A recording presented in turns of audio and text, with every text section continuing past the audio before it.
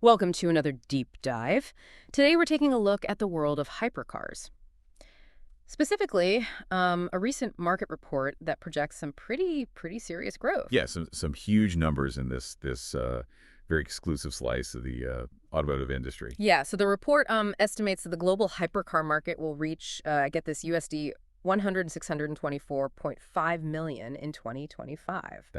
That's a lot of money, Yeah. and it's only getting bigger. The report forecasts the market hitting USD 145,766.51 million by 2033. Whoa, okay, so it's almost 10 times the size in just 8 years. And that's fueled by a compound annual growth rate, or CAGR, of 32.20%. Between 2025 and 2033. It's pretty remarkable, especially when you think about, this is a segment focused on extreme luxury. Yeah, yeah. So what does that tell us about broader trends? I mean, we're not just seeing a desire for speed here, right? We're also seeing shifts in technology and consumer priorities, and Yeah. perhaps even the global distribution of wealth.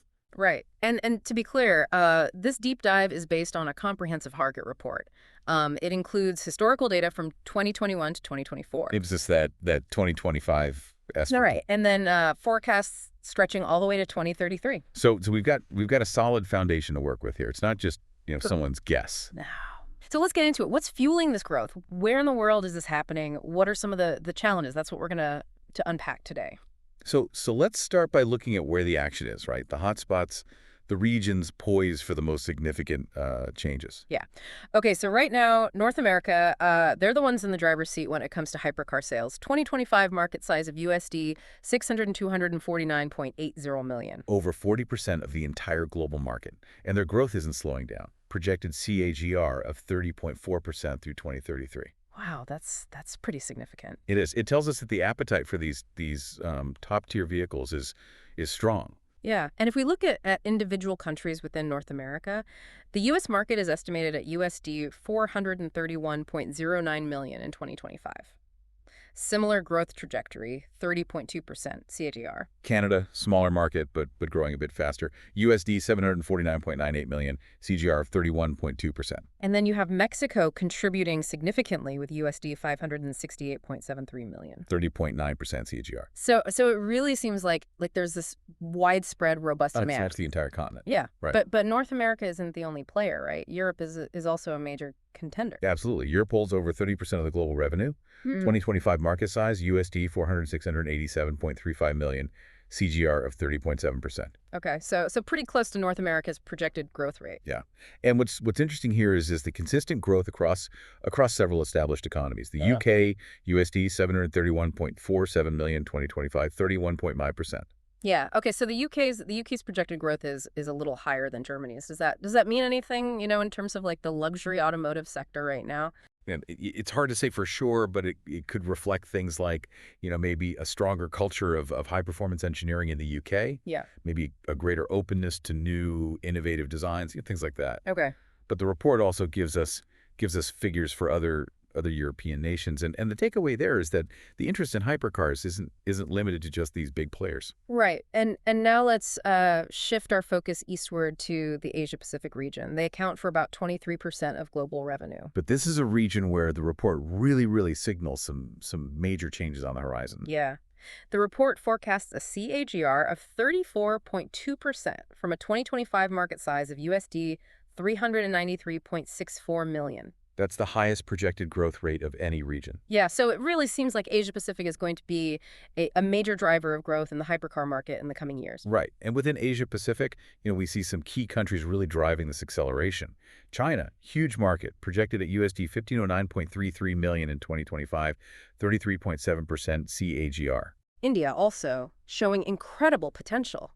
USD 431.24 million mark and a remarkable 36% CAGR. In Japan, long-established automotive powerhouse, USD 495.92 million with a solid 32.7% CAGR. Yeah, so clearly a growing appetite for these really high-end cars. And we shouldn't forget other important markets in the region like South Korea, Australia. Yeah. The growing economies of Southeast Asia. I mean, the overall picture in Asia-Pacific is one of significant expansion, fueled by increasing wealth and a growing desire for these kinds of high-end technological showcases. Right. So we've covered the big players, North America, Europe, Asia Pacific, but the report also talks about some smaller markets. Yeah, markets that while they're smaller now, they still represent, interesting growth opportunities. Right. Okay, so Latin America holds over 5% of the global share. Projected market size of USD 781.23 million in 2025. And a CGR of 31.6%. Brazil and Argentina are notable within this region. Yeah. And then you have the Middle East and Africa. Currently accounts for around 2% of the global market. Estimated at USD 312.49 million in 2025, with a CGR of 31.9%.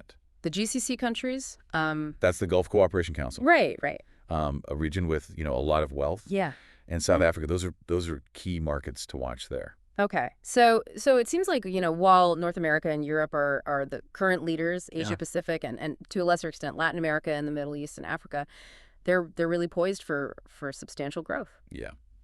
It'll be interesting to see how this reshapes the global hypercar map in the coming years. Right. So what's driving all this demand? What's making people want these cars? Well, the report highlights a few crucial factors.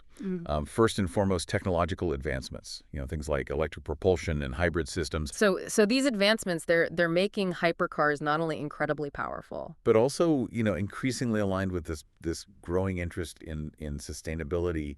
Right. So you can have, amazing performance and also, be mindful of the environmental impact. Exactly. And this ties into the second major driver, which is this growing emphasis on sustainability, reducing carbon footprints.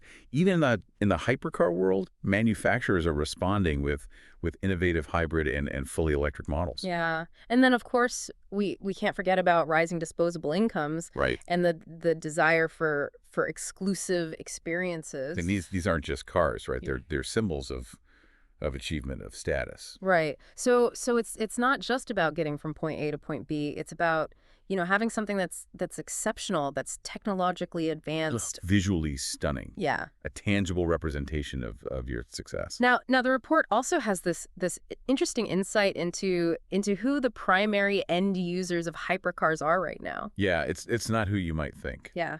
So pharmaceutical and biotechnology companies.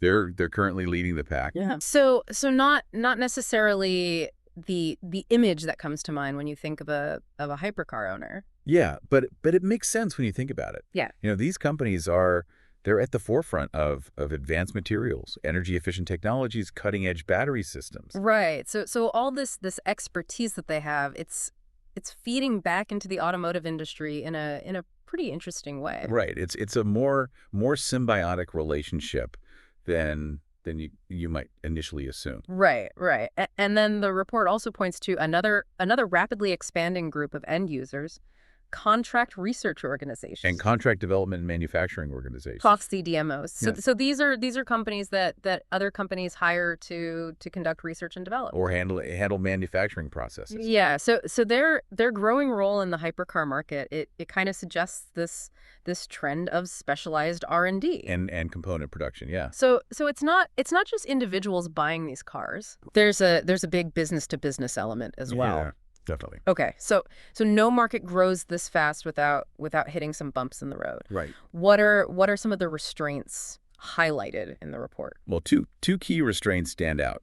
The first is the high production costs. Yeah. And the limited affordability. These are exclusive vehicles, and the engineering, the materials, the craftsmanship, it all comes with a hefty price tag. Right. So that naturally restricts the number of potential buyers. Yeah. Right.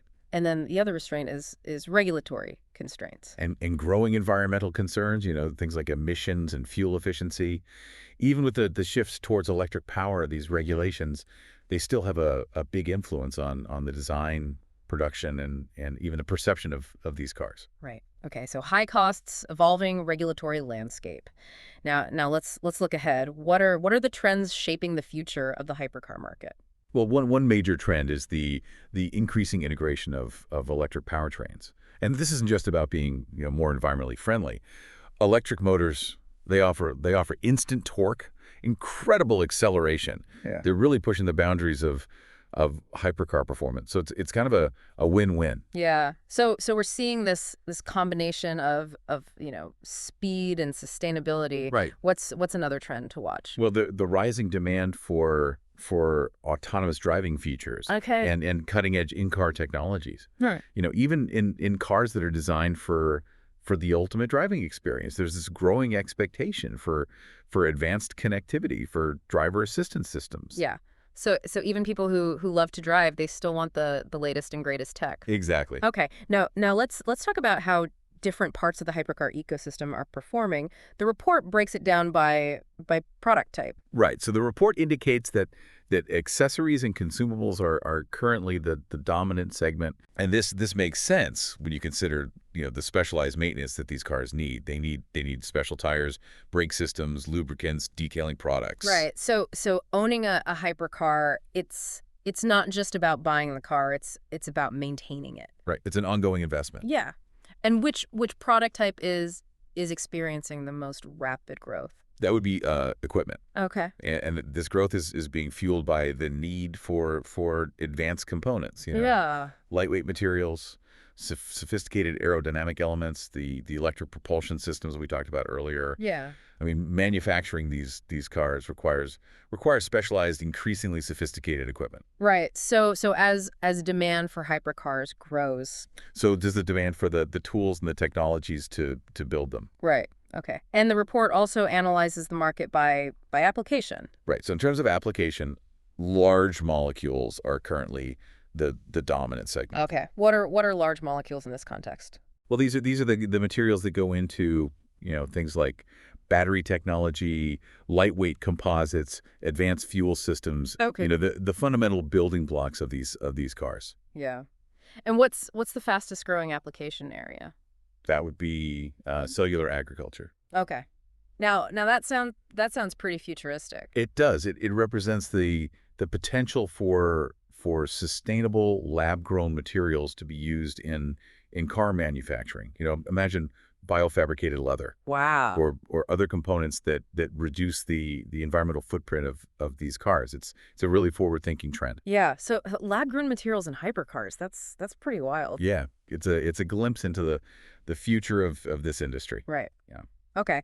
Finally, let's touch on the competitive landscape. It's got to be pretty intense. Yeah, it's a highly competitive market. And the key is really the fusion of cutting-edge technology, luxury design, and of course, performance. Yeah, you can't have one without the others. Right. So who are the main players in this space? Well, the report highlights the established names, Ferrari, Bugatti, McLaren, Porsche, Lamborghini, Aston Martin. Right, the classics. Yeah. But it also points to the rising influence of newer companies. Okay. Like Rimac and Lotus. Yeah. Companies that are making a name for themselves with electric and hybrid models. Yeah. So it's not just the old guard anymore. Right. There's new players coming in, shaking things up. Yeah, and that's driving a lot of the innovation in the market. The competition is fierce across a lot of different areas. Mm-hmm. Autonomous capabilities, connectivity features, electrification. Everyone's trying to push the boundaries of what's possible. Yeah. So to wrap this all up for our listeners, what have we learned today? Well, we've learned that the hypercar market is booming. It's not just surviving, it's thriving. Yeah. And it's on the cusp of some pretty dramatic expansion. Right. And it's not just about, fast, expensive cars. It's about this convergence of technology, sustainability, and global economics. Yeah. And we're seeing, different regions, different segments of the market all evolving in their own unique ways. Right. So here's a final thought for our listeners to ponder. Given the rapid pace of technological advancement, how might the very definition of a hypercar change in the next decade? What new performance benchmarks Or luxury features. might emerge? Think about it. It's not just about horsepower and top speed anymore. Right. It's about so much more than that. Yeah, and the implications of these trends, they go way beyond just cars. They touch on materials science, energy storage, our relationship with technology, Yeah. the very concept of luxury. Thanks for joining us for this deep dive. We'll see you next time.